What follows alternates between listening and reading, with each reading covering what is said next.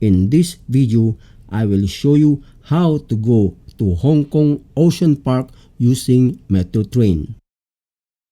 We will be going to Hong Kong Ocean Park from our hotel in Chung King Mansions in Tsim Sha Tsui.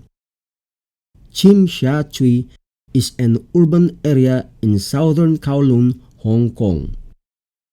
Chung King Mansions is a building where you can find one of the cheapest hotels in Hong Kong, and I would like to add a disclaimer here: satisfaction not guaranteed. But there are other hotels here in Tsim Sha Tsui which can be better, depending on the price. For me, I prefer to use a hotel in Tsim Sha Tsui, but you can use any other hotel in Hong Kong. Just make sure your hotel is very close to an MTR metro train station. There are many ways of finding out the trains we will use in going to Hong Kong Ocean Park. One method is by using the MTR Mobile App, which is available on Android, Google Play, and the iPhone's App Store. For Android, we open Google Play and search to install the MTR Mobile App.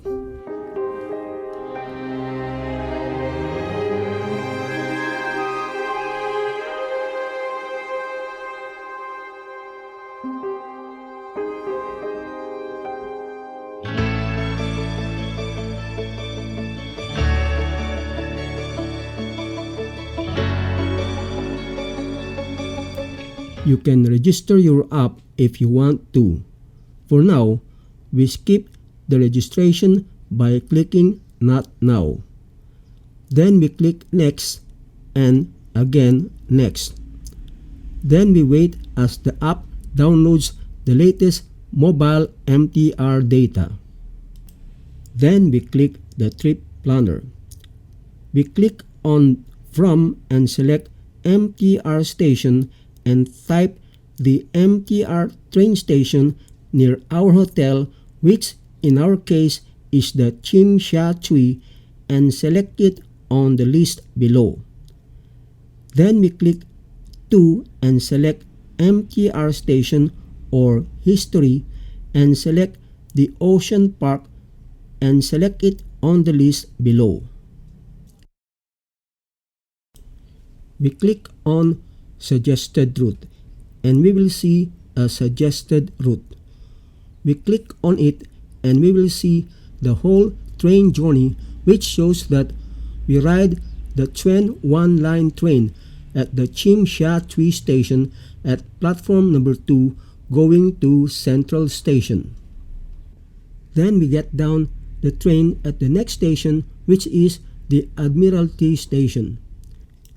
At the Admiralty Station, we walk to go to Interchange Station at the South Island Line. We ride the train on the platform going to South Horizons. Then we get down at the next station, which is the Ocean Park Station. On the menu below, we click on Fare. Here we see that using Octopus Card, the fare is just 12.5 Hong Kong dollars, while the fare is 14.5 Hong Kong dollars using single journey ticket. We click back on our mobile phone to go back to Trip Planner. We click First Last Train and we can see the time of the first train, which will leave at 6:04 a.m., which in our case is from the Tsim Sha Tsui station, and the last train will leave at 54 minutes past 12 midnight. We click back on our mobile phone to go back to Trip Planner. We click on Fast Exit and we will see the exit at the Ocean Park MTR station going to Ocean Park is at exit B. And so in our case, from the Chung King Mansions, there are many entrances to the Tsim Sha Tsui MTR station. for our entrance here, we cross this road called Nathan Road. But there is also an entrance to the MTR station on the other side of the road near the Holiday Inn Golden Mile Hotel. After crossing Nathan Road, we go to one of the entrances of the Chim Sha Tsui MTR station. The metro train system in Hong Kong is called MTR, which means Mass Transit Railway. For using the MTR in Hong Kong, it is advisable to use the Octopus card, which is sold on all MTR stations in Hong Kong. You can also buy the Octopus card at the Hong Kong International Airport. After entering the entrance of the Chim Sha Tsui station, we get down the stairs.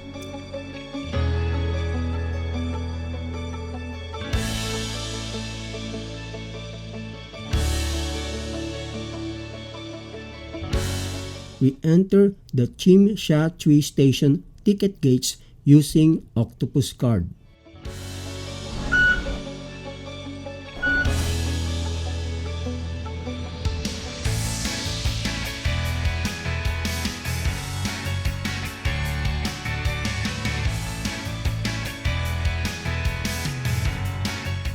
After entering the ticket gates, we get down the escalator to the train platforms for the Train 1 line of the Hong Kong MTR. We ride the Train 1 line train at platform number 2, which goes to the Central Station.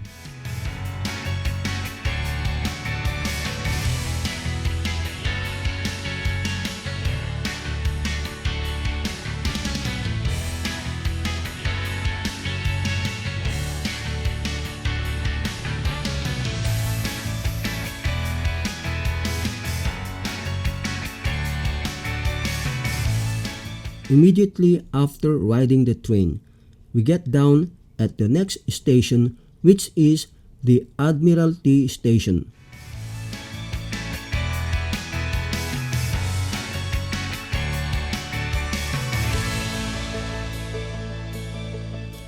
Arriving at the Admiralty Station, we must ride the green South Island Line train. And so we follow the signboard going to the green South Island Line, going down a series of escalators.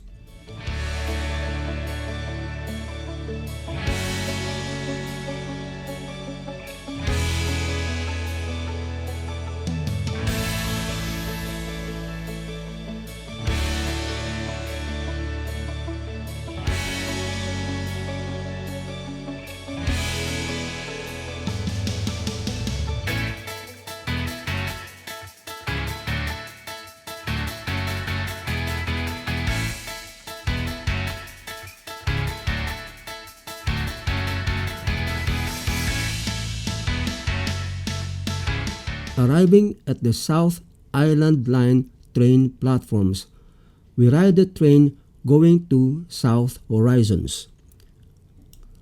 After riding the South Island Line train going to South Horizons, we get down immediately at the next station, which is the Ocean Park Station.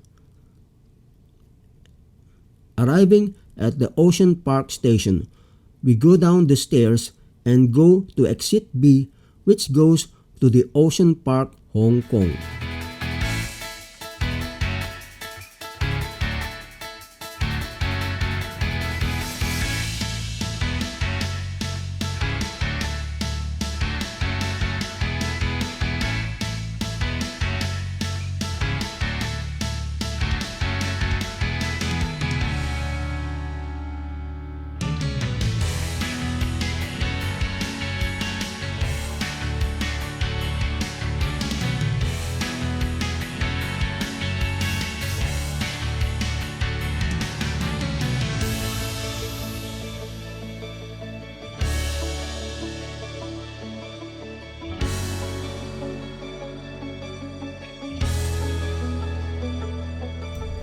And so that's it.